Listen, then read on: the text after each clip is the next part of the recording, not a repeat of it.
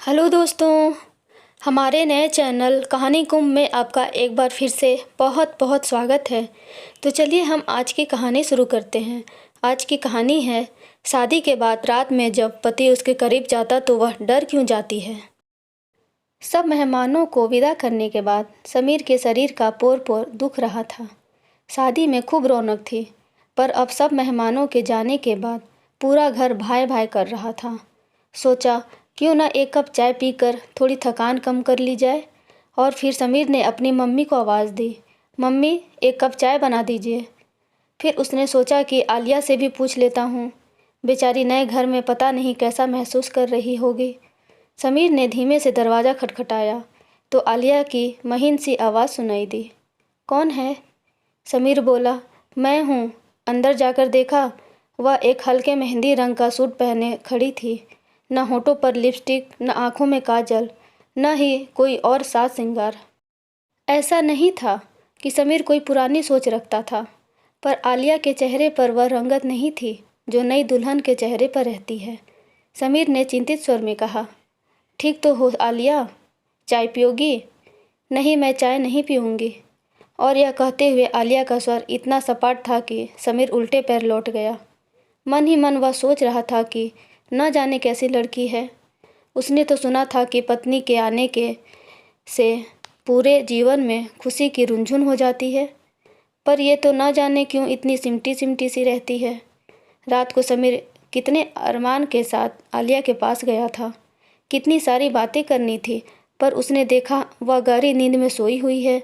समीर को थोड़ी निराशा हुई, पर फिर लगा हो सकता है बेचारी थक गई होगी। वैसे भी पूरी उम्र पड़ी है बात करने के लिए। अगले दिन समीर अपने दोस्त से यह बात बोल रहा था तो उसका दोस्त हंसते हुए बोला, हर कोई तुम्हारी तरह बातों में शताब्दी एक्सप्रेस तो नहीं हो सकता है। कुछ समय दो, एडजस्ट हो जाएगी। वैसे भी लड़कियां अपना घर परिवार सब कुछ छोड़ कर आती हैं, तो उन्हें एडजस्ट होने में कुछ समय लगता है। आज रात समीर और आलिया अपने हनीमून के लिए पेरिस जा रहे थे। समीर ने खुश होते हुए कहा, आलिया, पैकिंग करने में मदद करूं क्या? वह ठंडे स्वर में बोली, थैंक यू समीर, मैंने कर ली है। उसको यह देखकर बहुत आश्चर्य हुआ कि आलिया का बस एक छोटा सा बैग था जिसमें 4 या 5 टी-शर्ट और 3 जीन्स थी। आलिया से बड़ा तो समीर का ही बैग था। समीर के जीवन में आलिया पहली लड़की नहीं थी, उसकी पहले भी गर्लफ्रेंड रह चुकी हैं। लड़कियों को तो कपड़ों, गहनों और मेकअप का कितना शौक होता है। पूरे रास्ते विमान यात्रा में भी आलिया के मुंह पर चुप्पी का ताला लगा हुआ था। समीर तो उसकी सादगी पर पहले दिन से ही फिदा था। उसके होठों पर छोटा सा काला तिल, थोड़ी सी उठी हुई छोटी सी नाक, हंसते हुए गालों पर पड़े गड्ढे, उठे हुए चिकबोन्स और लहराते काले घुंघराले बाल। आलिया का रूखापन उसे समझ नहीं आ रहा था। पेरिस में होटल के कमरे में पहुंचकर आलिया ऐसे सहम गई जैसे समीर उसका पति नहीं, कोई अजनबी हो। समीर ने सोचा शायद उसकी पत्नी हनीमून में थोड़ा ही खुल जाए। रात को आलिया बाथरूम से नहाकर निकली तो बच्चों जैसे नाइट सूट पहनी थी। समीर का सर्वांग जल गया। वह झुंझला कर बोला, आलिया, तुम्हें शादी का मतलब पता है या नहीं? आलिया कुछ न बोली, पर उसकी आंखों से टप टप आंसू गिरने लगे। समीर घबरा गया और बोला, आलिया, मेरा वह मतलब नहीं था। सॉरी, मैं तुम्हारा दिल नहीं दुखाना चाहता था, पर तुम मुझसे इतनी दूर क्यों रहती हो? आलिया धीमे से बोली, समीर, मुझे कुछ टाइम दे दो। आलिया, मैं तैयार हूँ, पर थोड़ा मुस्कुरा तो दो। हनीमून में भी दोस्ती करने की सारी कोशिश समीर ही करता रहा था। आलिया वहाँ होकर भी नहीं थी। समीर को समझ नहीं आ रहा था कि वह क्या करे, किससे बात करे। दोस्तों से बात करेगा तो वे उसका मजाक उड़ाएंगे कि वह अपनी बीवी को काबू में नहीं रख पाया है। आलिया का बर्फ़ जैसा ठंडा व्यवहार समीर को अंदर तक जला देता था। समीर जैसे ही रात में आलिया के करीब जाने की कोशिश करता, आलिया की घीघी बंध जाती। समीर को ऐसा महसूस होता जैसे वह कोई बलात्कारी हो। उसका मन सिहर उठता और वह आलिया को परे धकेल देता। कभी समीर को लगता कि आलिया के मम्मी पापा से बात करे या उसकी सहेलियों से कि क्या आलिया को कोई समस्या है। पेरिस से सीधे दोनों दिल्ली चले गए, जहां समीर की नौकरी थी। अगले दिन समीर के ऑफिस जाने के बाद आलिया ने घर की काया पलट ही कर दी थी। जब समीर लौटा तो चकित रह गया। आलिया की चुप्पी तो नहीं टूटी थी, पर वह घर में समीर के साथ रच बस गई थी।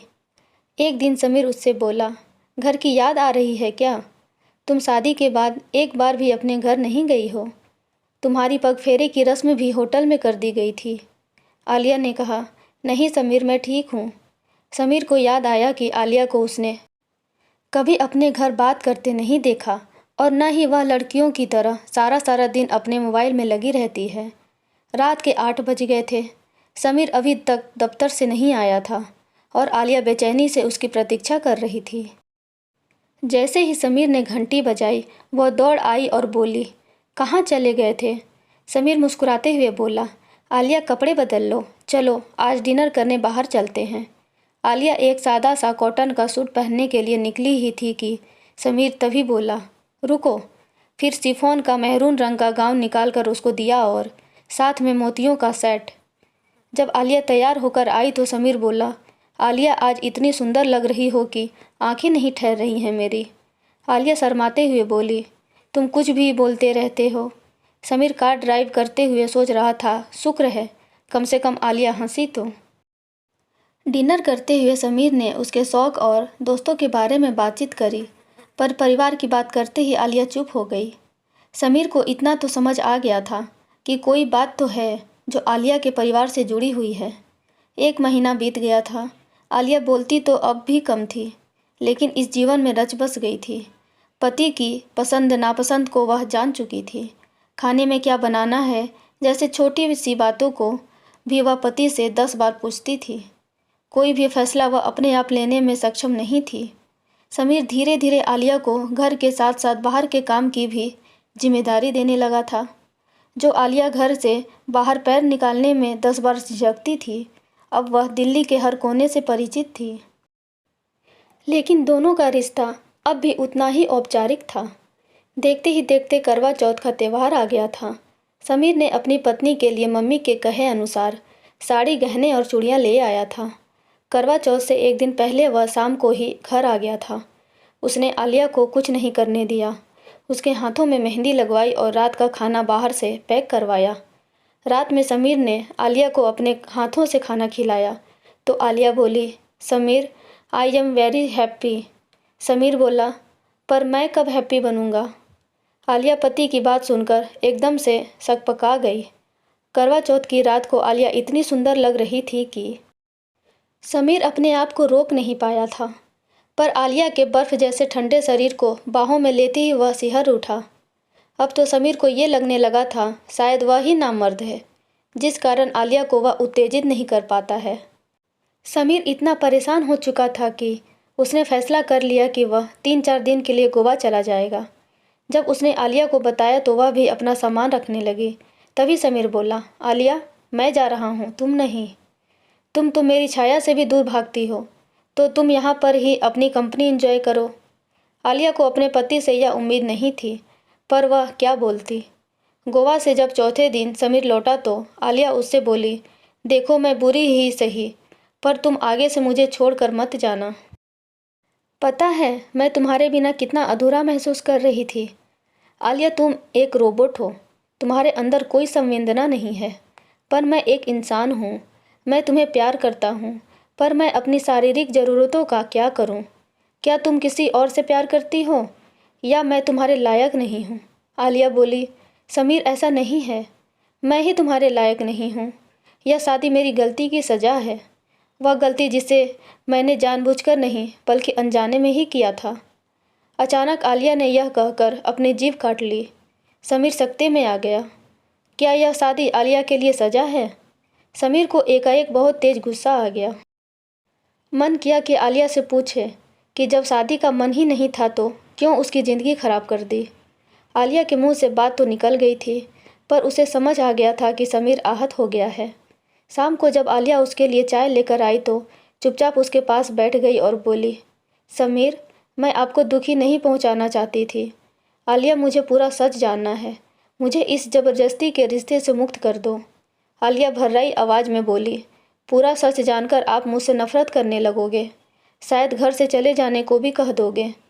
मैं आपको खोना नहीं चाहती हूँ, यह घर मुझे अपना लगता है, आप मुझे अपने लगते हो।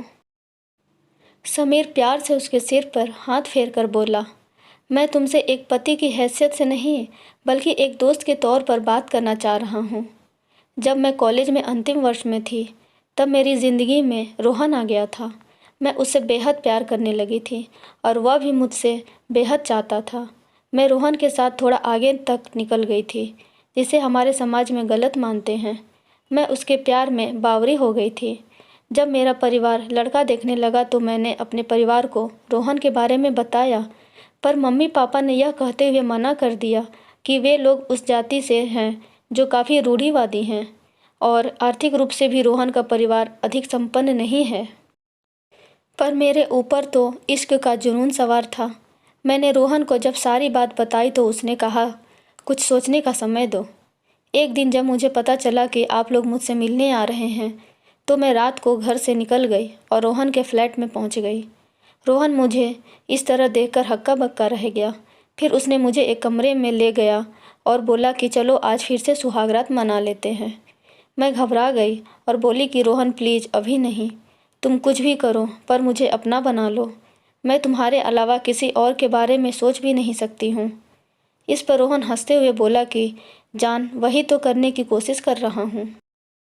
मैंने जैसे ही उसको धक्का दिया तो वह तिलमिला उठा और बोला कि निकलो यहाँ से। मैंने कोई धर्मशाला नहीं खोल रखी है। जाकर पहले शारीरिक संबंध बनाने की एजुकेशन लो, फिर शादी वादी के बारे में सोचना। निहायत ठंडी हो तुम। पहली बार भी तुम एक लाश की तरह पड़ी रही थी। जब मैं रोहन के हाथों अपमानित होकर अपने घर पहुंची तो मम्मी ने मुझे आड़े हाथों लिया। भैया ने 3-4 थप्पड़ लगा दिए। पापा मुझे नफरत भरी नज़रों से देख रहे थे। सबने मुझे चरित्रहीन और गिरी हुई लड़की मान लिया। किसी ने मुझसे बात नहीं की। मैं अंदर ही अंदर घुट रही थी। चाहती थी कोई तो मुझसे बात करे, मेरे साथ मेरे दर्द को बांटे। मेरी गलती बस इतनी थी कि मैंने रोहन पर भरोसा किया। पर कभी लगता है मैं बेवकूफ़ हूँ, मुझे कोई फ़ैसला लेना ही नहीं आता है। फिर लगता है शायद रोहन ठीक ही कहता है, मैं संबंध बनाने के लायक नहीं हूँ।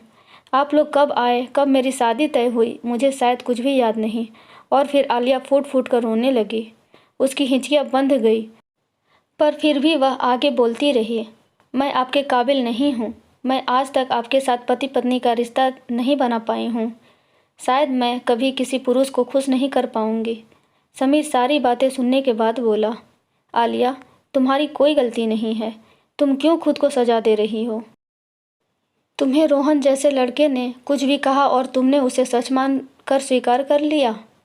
नई जिंदगी को खुले दिल से स्वीकार करो।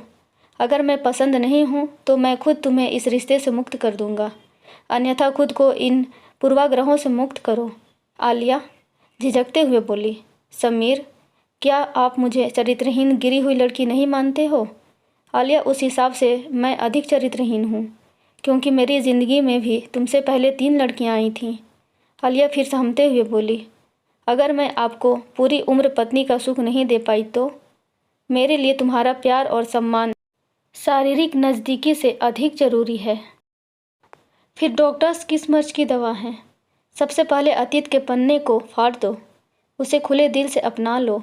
और इसका एक ही तरीका है, रोहन और अपने परिवार के साथ साथ खुद को भी माफ़ कर दो।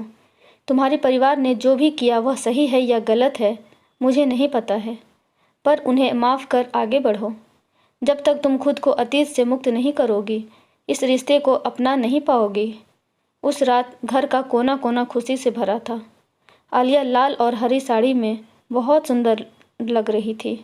समीर आगे बढ़कर अपनी पत्नी को गले लगाने ही वाला था कि कुछ सोचते हुए एकाएक रुक गया। आलिया ही चुपके से पति के गले लग गई।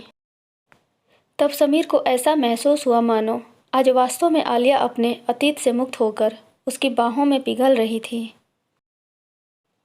दोस्तों, आपको यह कहानी कैसी लगी प्लीज़ कमेंट में बताइएगा, और ऐसी ही रोचक कहानियाँ पढ़ने और सुनने के लिए हमारे नए चैनल कहानी कुंभ को लाइक, शेयर एंड सब्सक्राइब ज़रूर करें। Thank you.